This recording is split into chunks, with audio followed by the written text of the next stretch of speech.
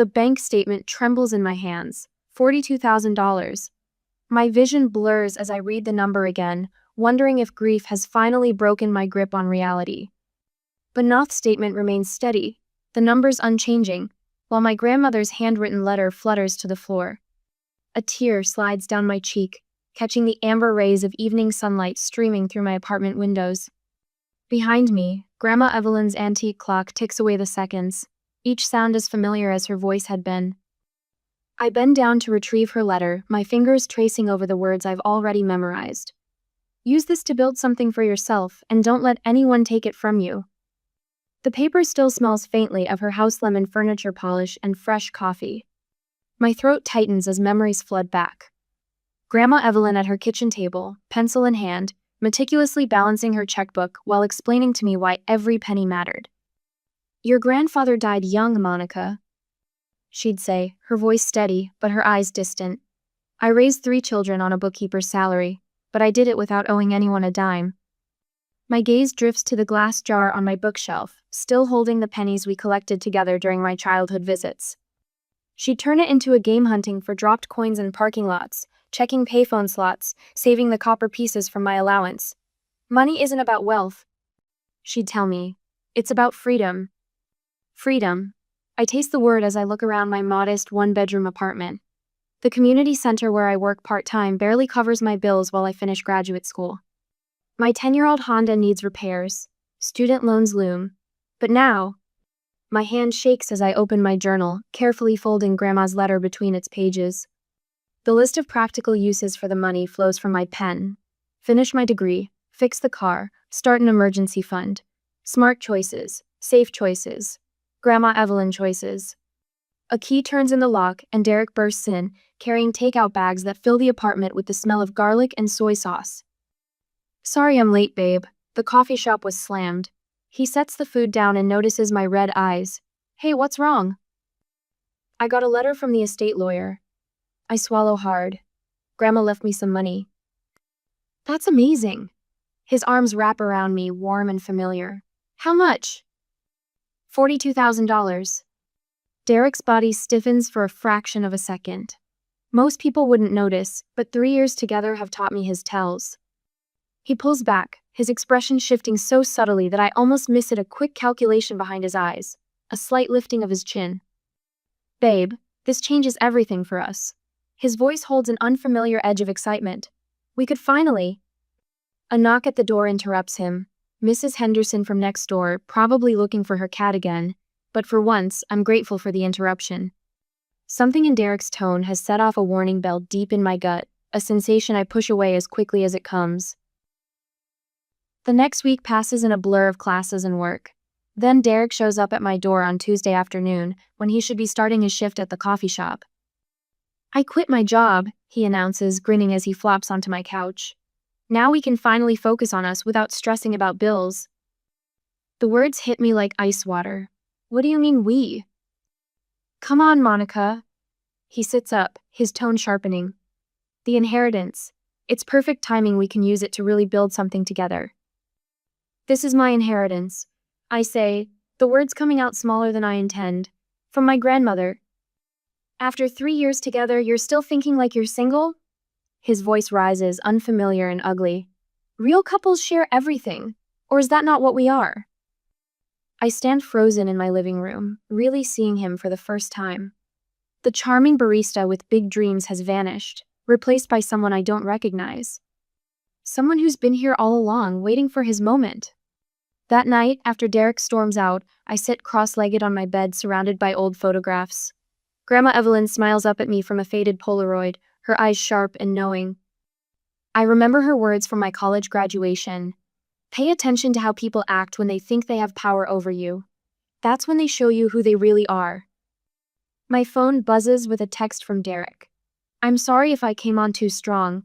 You know I only want what's best for us, but you're being selfish right now. The words blur on the screen as another memory surfaces, Grandma Evelyn teaching me to play poker, her face serious as she dealt the cards.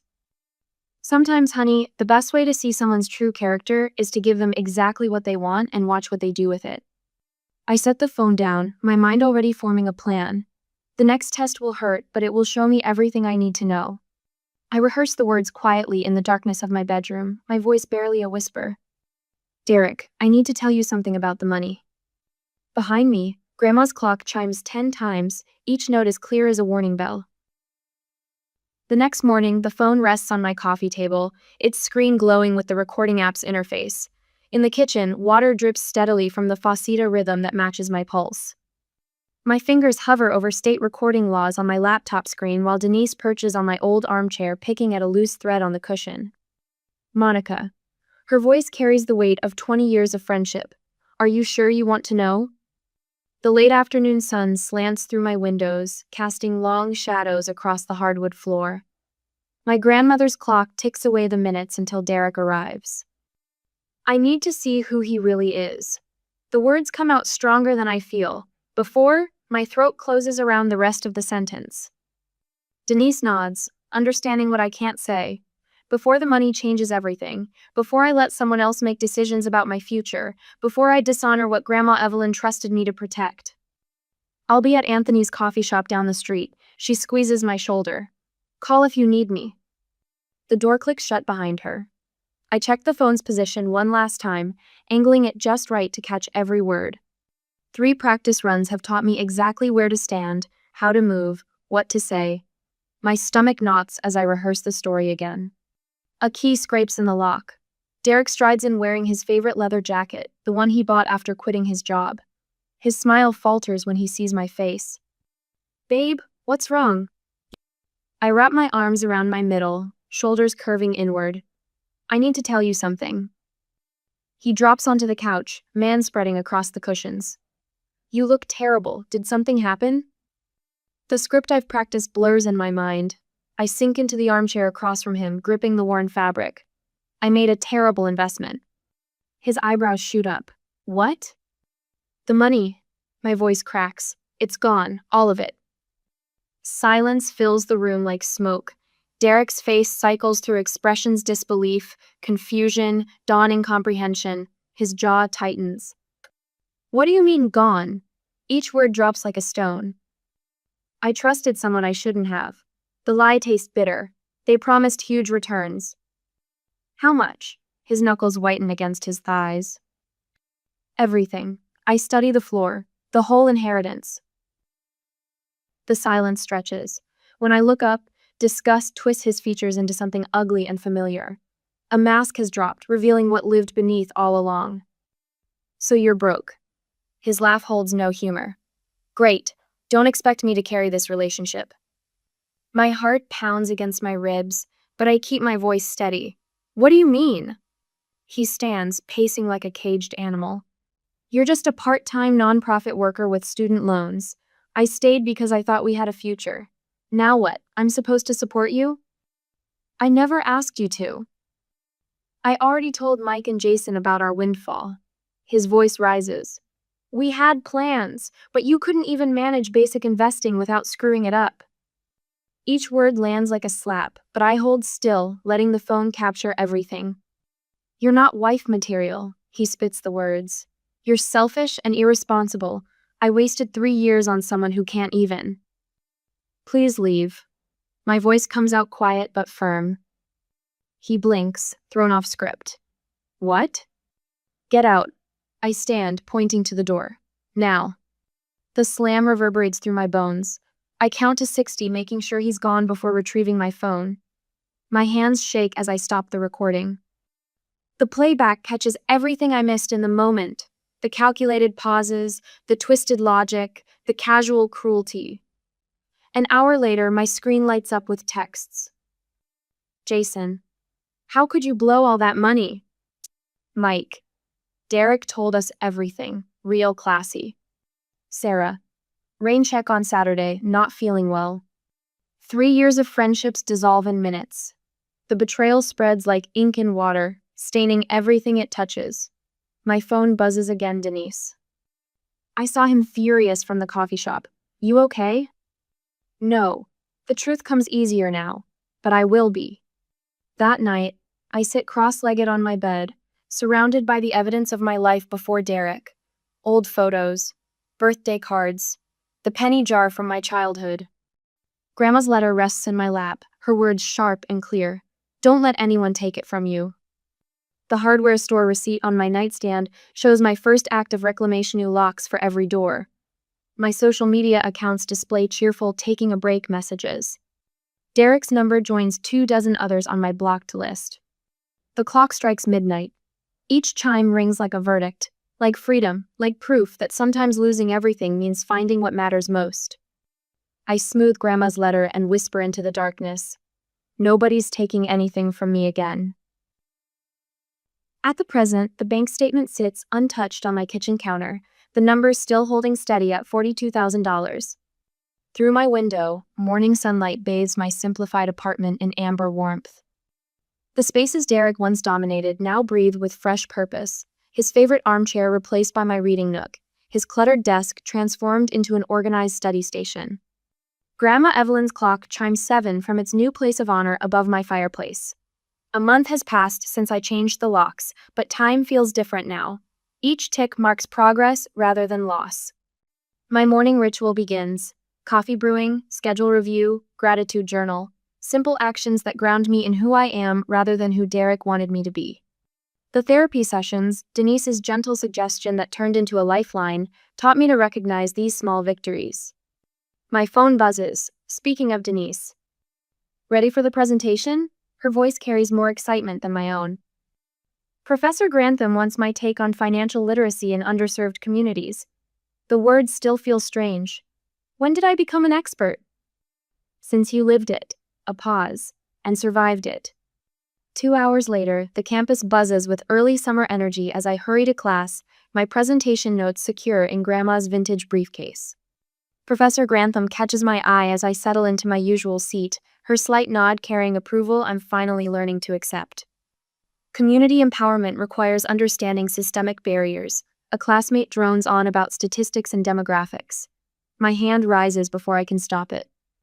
Numbers matter, I hear myself say, but so do stories. Behind every statistic stands a person whose choices were limited by what they never learned about money. The words flow with unexpected authority. Financial literacy isn't just about budgets, it's about dignity. Professor Grantham leans forward. Expand on that, Monica. By the time class ends, 3 pages of notes cover my journal.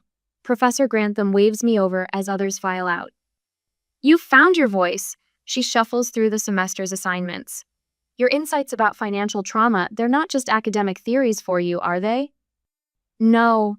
My fingers trace the worn leather of Grandma's briefcase. They're the reason I'm here. Stay after class tomorrow. I'd like to discuss your ideas further. 2 hours later, the women's shelter sits quiet when I arrive for my weekend shift. A new face catches my attention, silver hair, straight spine, eyes that have seen too much. The intake form says Patricia, age 63. 40, 3 years of marriage.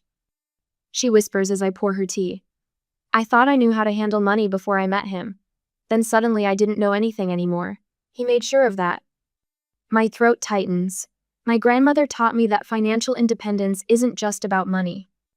Smart woman. Patricia's hands shake slightly. What else did she teach you? For the next hour, we talk about bank accounts and boundaries, about the slow erosion of confidence and the even slower work of rebuilding it. Other women drift over, adding their stories to the growing circle. If I'd known then what I know now, one says. We could teach each other, another adds. The idea strikes like lightning. That night, I fill page after page in my journal, the words spilling out faster than I can write them. Financial literacy workshops, but not just about budgets and bank accounts, something deeper, something about worth. Denise arrives for our weekly coffee with a stack of therapy intake forms. The therapist said you're doing better than expected. Because I'm turning it into something useful. I slide my journal across the table. Read this. Her eyes widen as she flips through the pages. The Evelyn Project? Financial literacy workshops for women in transition, using my inheritance as seed money. The plan tumbles out, curriculum ideas, community partnerships, measurement metrics. This is it. Denise closes the journal carefully. This is what the money was for.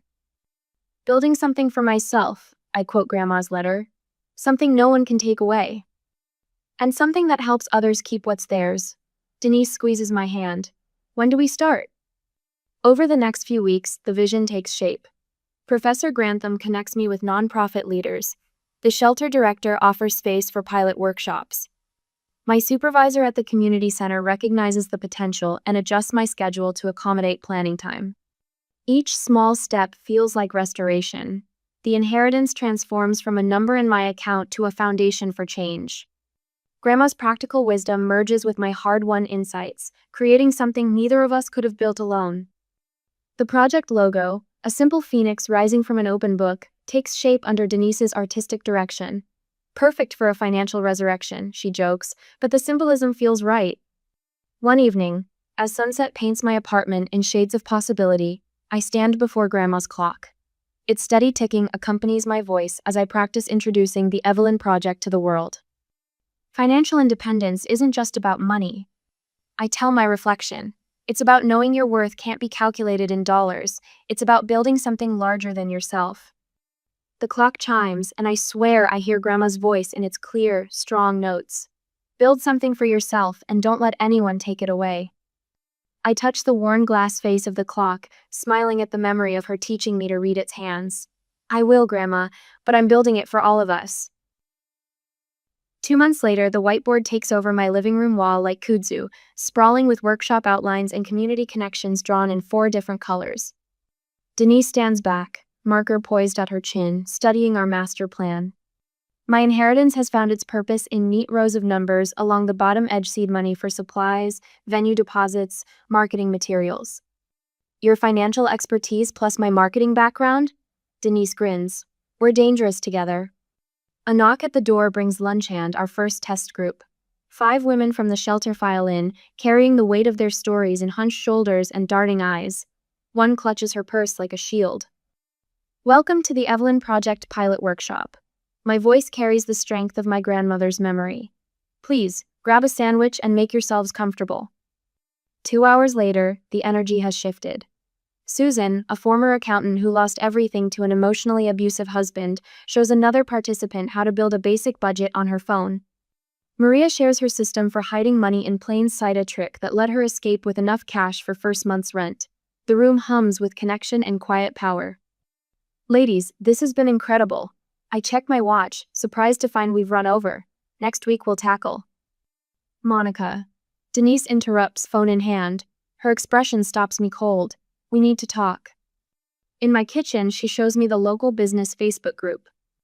Derek's post glows with calculated concern.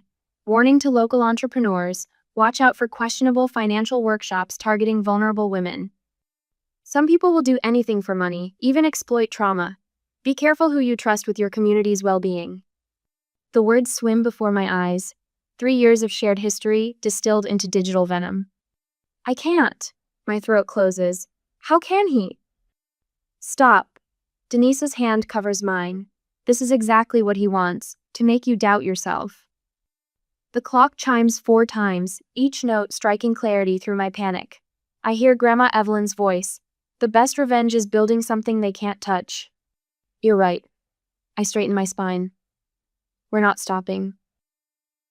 The next day after the class, Professor Grantham's office hours provide the next strategic piece. She listens, gray hair caught in afternoon sunlight, then opens her leather planner. The community center board meets Thursday. I sit on it. She writes as she speaks. Your program model is exactly what we've been looking for. Official partnership would give you instant credibility. And protection from individual accusations, I realize. Precisely, she looks up. The local paper's new features editor, she's been asking about women's economic empowerment stories. Interested? Yes. The answer comes without hesitation. 3 weeks blur past. The community center's program director offers workshop space at no cost. A retired tax attorney volunteers to guest speak.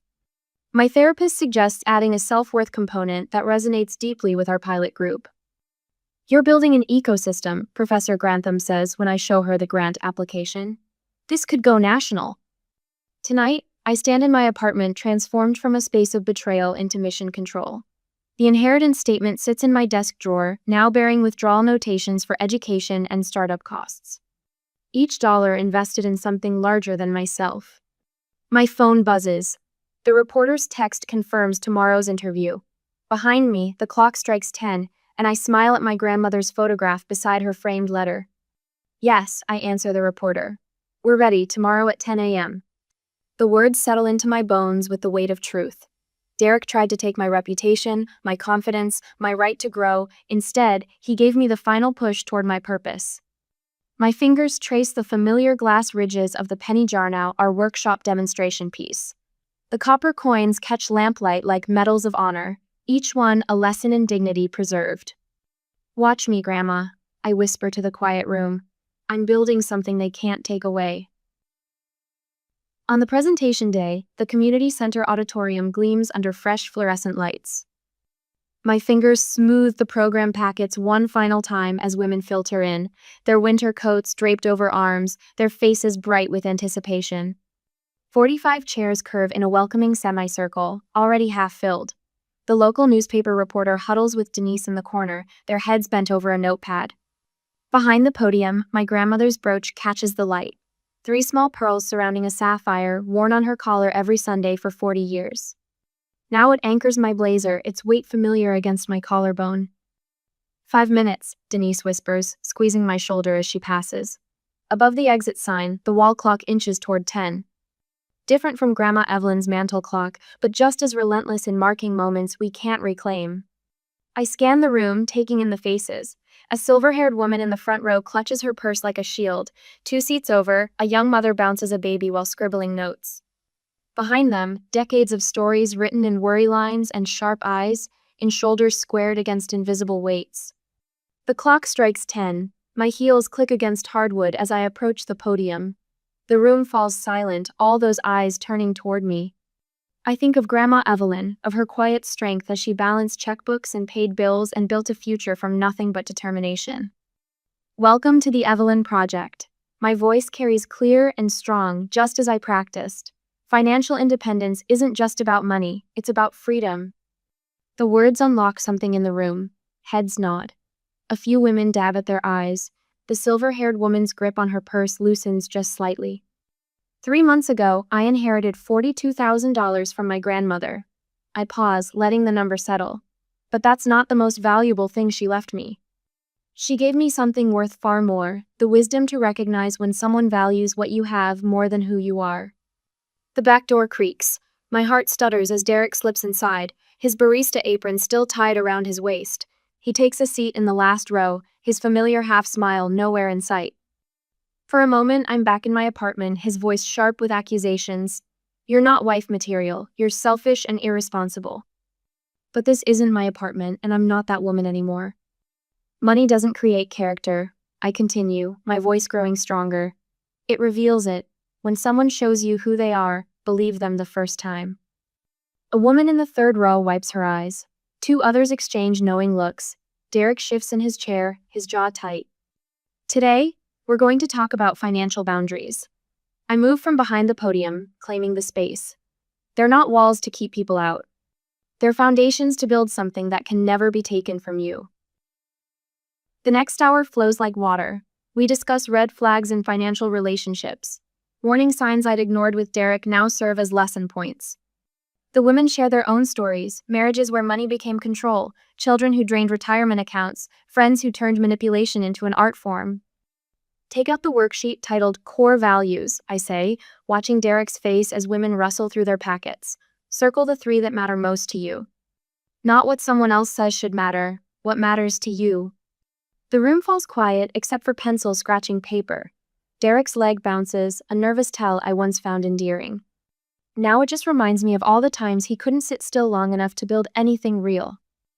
Some people chase money, I say into the silence. Others chase meaning. One fades fast, the other lasts. Heads lift. Eyes meet mine, bright with recognition. Even the baby has fallen silent, sensing the weight of the moment. Your worth isn't measured by who loves you, I continue, echoing Grandma Evelyn's words. It's measured by how you love yourself, your dreams, your future. The standing ovation catches me off guard. It starts with the silver-haired woman, her hands shaking but determined. Others join until the sound fills the room, drowning out the hum of fluorescent lights and the ticking of the clock. Women line up to speak with me, sharing their stories in hurried whispers. The reporter waits patiently, her notebook filled with cramped writing. Through it all, I feel Derek's presence like a shadow at the edges of my awareness. When he finally stands to leave, my eyes meet his across the crowd. His shoulders slump, the swagger gone. For a moment, he looks lost, a man who thought he was owed something, discovering too late that worth must be earned. I give him a single nod, neither forgiveness nor condemnation, just acknowledgement of a lesson learned, a price paid, a freedom earned. The door closes behind him with a soft click, almost lost in the buzz of conversation. But I hear it, the sound of a chapter ending, of a new one beginning. Denise appears at my elbow, her smile fierce with pride. Ready for the interview? I touch Grandma Evelyn's brooch, feeling its steady presence. Yes, I say, I have something to build. The bank statement on my new mahogany desk shows a balance of $412. I run my fingers over the paper, remembering another statement a year ago that changed everything. Behind me, Grandma Evelyn's clock chimes 3 times, its familiar tone filling my downtown office. A soft knock draws my attention. Come in! Denise appears in the doorway, holding up her tablet. The final numbers from last month's workshops just came in. Want to guess how many women we reached? I shake my head, smiling. Tell me. 273. Her grin matches mine, across all 3 centers, and that's not counting the waiting lists. The morning sunlight streams through my office window, catching the gold lettering on the door, the Evelyn Project. Below it, in smaller text, Financial Independence Through Education. Did you ever think, Denise asks, settling into the chair across from me, that $42,000 could touch so many lives? The money was just the seed.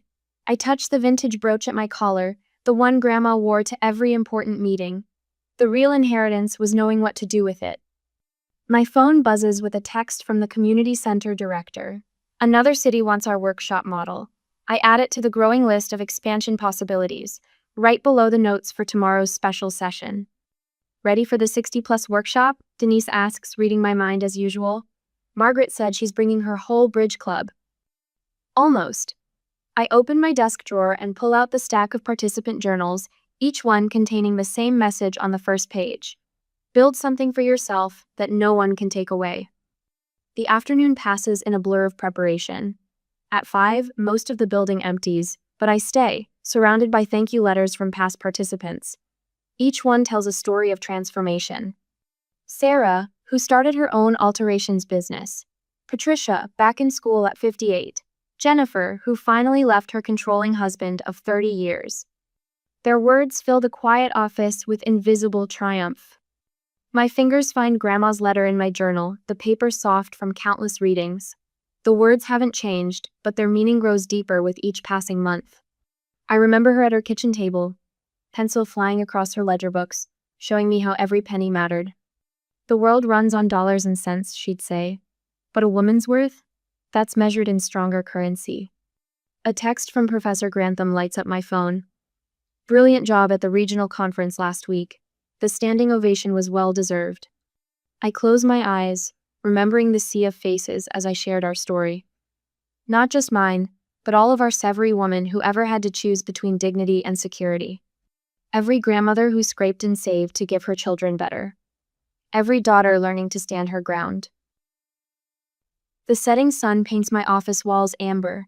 On them hang 3 things: my newly framed master's degree in public administration, the local newspaper article about our program's success, and a black and white photo of Grandma Evelyn on her first day as head bookkeeper, standing straight-backed and proud. My laptop chimes with a final email confirmation of next month's scholarship program for women returning to education. 5 full rides, funded by our new foundation grant. I think of the glass jar where Grandma and I once collected pennies, and how she turned each coin into a lesson about compound interest and compound wisdom. Moving to the window, I watch the city lights blink on one by one. A year ago, I stood in my apartment wondering if I'd lost everything. Tonight, I stand in an office that bears my grandmother's name, knowing I found something far more precious than money. The clock chimes again, a gentle reminder that it's time to head home. I gather my things, straightening the stack of brochures for tomorrow's workshop. The front page shows our tagline, written in elegant script. Your worth isn't measured by your wallet. At the door, I pause. The office glows softly in the evening light, Grandma's clock keeping steady time on the wall. In the quiet, I can almost hear her voice. Some people chase money their whole lives, Monica. The smart ones? They build something that money can't buy. I smile, touching the light switch. We did it, Grandma. We built something they can't take away. The clock ticks steadily in the darkness as I lock up, its rhythm as familiar as my own heartbeat. Tomorrow, another group of women will walk through these doors, carrying their own stories of loss and hope. They'll leave with something more valuable than dollars, the knowledge that their worth isn't found in a bank statement but in the unshakable dignity of standing on their own ground. In my car, I check my final appointment for the day, dinner with James, my boyfriend of 3 months. A man who arrived in my life after I'd already built my own foundation, who looks at what I've created with admiration instead of calculation. The kind of partner Grandma would have approved of, someone who adds to your life without trying to subtract from your soul. But that's just a bonus chapter in a story that was always about something bigger. About the quiet power of one generation lifting another. About turning an inheritance of wisdom into a legacy of light. The city stretches out before me as I drive home, countless windows glowing in the dusk, behind each one, a story waiting to be rewritten. Tomorrow, we'll start another chapter, one woman at a time. Grandma was right, the truest wealth isn't counted in dollars. It's measured in lives transformed, in dignity restored, in strength passed down like a treasured family recipe, growing richer with each generation that adds its own wisdom to the mix. I touch the brooch at my collar one last time, feeling the weight of all it represents, not just memory but mission, not just inheritance but imperative. We build something for ourselves. And then we build it for each other. That's a fortune that keeps growing, long after the bank statements fade.